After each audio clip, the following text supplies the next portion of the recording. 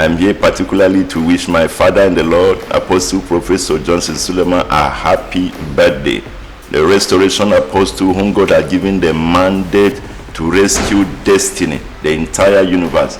I'm here to celebrate him and to wish him happy birthday once again, as Apostle whom God has given the destiny of this nation in his hand. I am here as a partaker of his blessing, and we wish him happy birthday, and we pray for long life for him.